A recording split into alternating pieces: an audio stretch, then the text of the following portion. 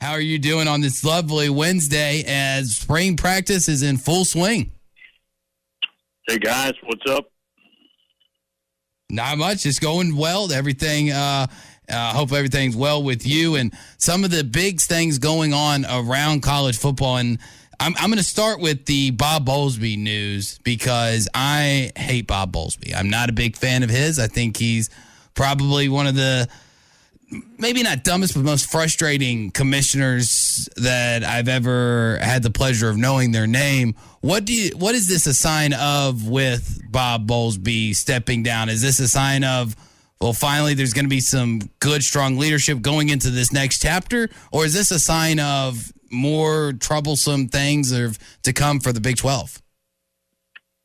This is cumulative. I was going to say death by paper cuts, but what's happened to him is worse than paper cuts. First of all, you are presiding over a league where your two biggest brands by far, the rest of the league doesn't even compare, met with and conspired with ESPN to get the heck out of there, and you didn't even know it. You're at your Big 12 meetings in the summer of 21 singing the tunes of harmony while they're sticking the knife deeper in your back and you don't even feel it, okay? That would be part of it. Very embarrassing, not a clue. And then this whole environment of transfers, name, image, likeness, the NCAA is really not an enforcement entity anymore. So for an older guy, and he's not super old, he's 70, he's probably, well, not probably, he's just had it. I'm going to go play with the grandkids. I'm not doing this crap. I'm not going to preside over the future of this league anymore. I've had it. And when it comes to the future of the league and kind of what Bob Bowlsby as a legacy is going to be remembered by, do you think that he'll be remembered as the commissioner that let the Big 12 die, or just the guy that let Texas and OU go? Because I honestly, yes, they're bringing in Cincy, bringing in Central Florida, bringing in two other teams that escape me at this moment right now. But so they're going to have the numbers still there, but it's not the same. Is Bob Bowlsby going to have that reputation of the guy who let the Big 12 die? Depends. It depends on whoever they hire, and there's several names. That one would be Oliver Luck they're talking about. But whoever they hire, his ability to get cozy with the TV network execs and get a really good deal there. If he does that, then I think it'll be a healthy league. Right now they're probably getting, $35 million a team. That's pretty good. That's not up there with the Big Ten, the SEC, but it's pretty good. It's commensurate with the ACC and the Pac-12 for sure. And so it depends on that. That's unclear. I do know his resume will look a little sour towards the end because of the way everything went down at the end. And basically all the young people ran him off. Basically the young people's energy ran him off. This is a guy that's exhausted. He's had enough. And now I'll say this. You may hate him, and I'm not necessarily a cheerleader for him, but the guy that he came in after, Dan Beebe, was a bigger clown. And he was here in Nashville at the OVC office and then got the Big 12 job. And he was a former NCAA enforcement officer, by the way. I know the guy. Huge clown.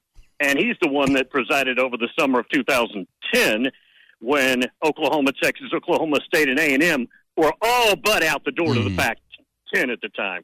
So they've had a couple of clown shows back-to-back here. Yeah, Big 12, if they want to survive, they're definitely going to need the right leadership put into place and somebody who's going to be able to take them into the future and hopefully keep them from falling apart. And it'll definitely, at least, if not falling apart, at least from dropping down in the view of a lot of people.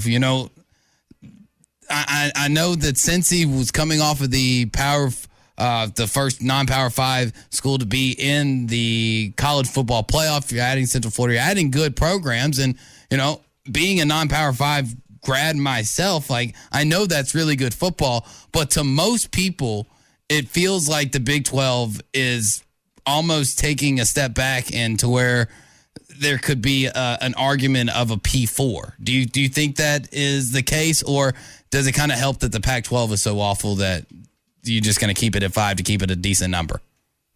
basically the term P5 is just a term. It doesn't really carry. It's not scientific. It doesn't carry a clear, defined status.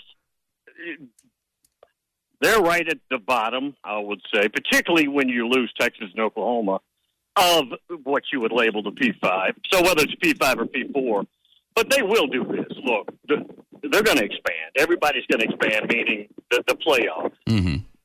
And they'll have a chance to get some teams in, maybe a team in from year to year, I would think. And that's money, and that's healthy, too. So I still think they can hang on. You just cannot keep your brand intact with the superpower abilities of a Texas and Oklahoma. Texas and Oklahoma is probably, if we're just talking market share, 60-70% of that league, maybe more.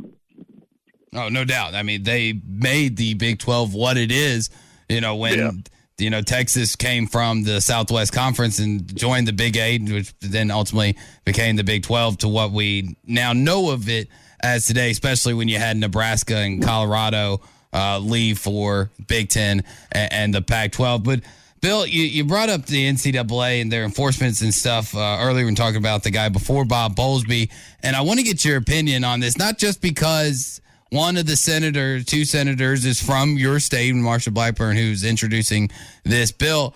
Do you like it, though? And I think most people do, the fact that kind of to tell the NCAA, hey, if you're not going to get these investigations done in a timely and efficient manner, then what the heck are you even doing?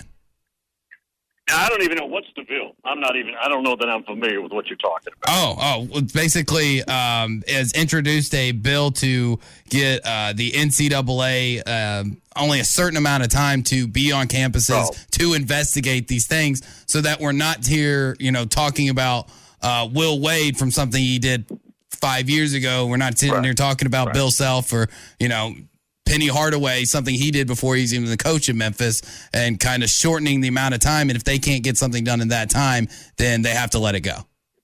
Well, that would be a good idea, because nothing would ever get done. Mm-hmm. If they give them a finite time limit, that would kill everything. But look, Congress isn't even interested in name, image, likeness. I doubt they're going to tackle this. Mm-hmm. Yeah, go ahead. As a federal rule. I mean, we keep hearing about uniformity with name, image, likeness. It's got to be on the federal level. There's nothing moving in that direction right now.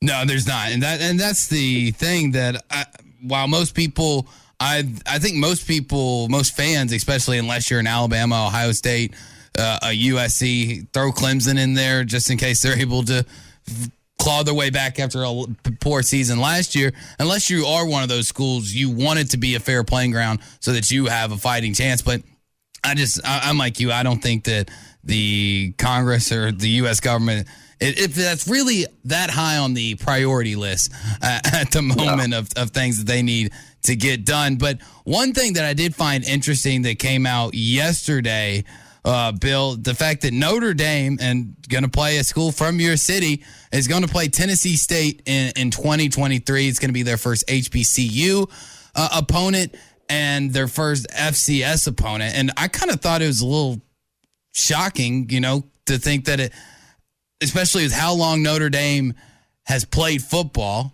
that this would be the first time that they would have played an HBCU or an FCS opponent, especially since so many different college programs do that nowadays. Only way this happens is if Eddie George and Marcus Freeman are involved, because they're Buckeyes. Mm-hmm. They know each other. This does not happen for any other reason than those two guys getting together. If it's Brian Kelly, you don't even get to the tape in this. There's no familiarity. There's no background there at all. It's Marcus Freeman and actually Marcus Freeman going to his guy, Jack Swarbrick, and saying we need to do this. And obviously Jack is a very powerful guy. Jack Swarbrick, the AD at Notre Dame, is as powerful as all the commissioners out there at the very top. And he can get anything done he wants. So I didn't know that game was trending. I didn't know that was a discussion until I read the story like you did. But I do know the background. It's pretty easy to put together. Yeah, it is kind of easy to put 2 and 2 together, and obviously you get 4. How big of a deal, though, is it for Tennessee State to Has there been a buzz on Twitter, buzz around town over this last, 24 hours about the fact that they're not only getting to play at Notre Dame, right behind the eyes of Touchdown Jesus, but that they're going to be the first HBCU to do it, to be there? Yeah. It's a good story. I don't know. I mean, I'm here in the 615, and I don't know what every other show talks about, but in this area, but I mean, it's getting some notoriety. I don't know, since it's the non-playing portion of the season, everybody's kind of coming off the Final Four, the Masters. I don't know if it's getting a whole bunch of buzz yet. I don't even know what the payout's going to be. I haven't even read that part, if it's even listed. I haven't seen a number. I haven't seen it either. Yeah, Bill. I'm sure it'll come out in later stories here later in the week. Real quick, Bill, before we go, anything exciting from spring practice that me and my listeners need to know about that you've heard from around the SEC? I preached this for 30 years. I thought I preached it on your show, but I'm sure you did. Don't believe anything you hear out of spring practice. It's rigged. It's not real football. And very rarely does it translate to the fall. And all you're reading right now, folks, is the various websites, and they do a fine job, and they're just putting filler material in. They just need inventory to stock on the shelves, right? In a metaphorical way. And that's all you're getting. I don't pay a bleeping bit of attention to spring practice notes or a spring game or somebody who's dumb enough to post spring game attendance figures. Useless.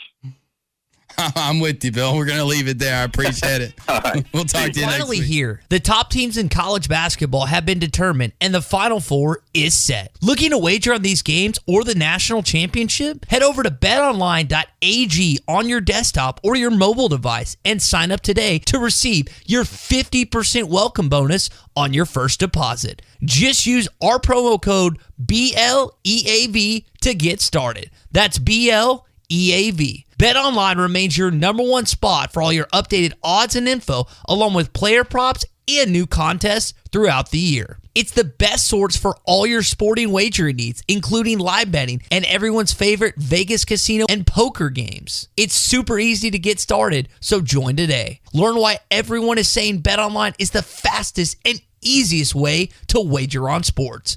BetOnline, where the game starts.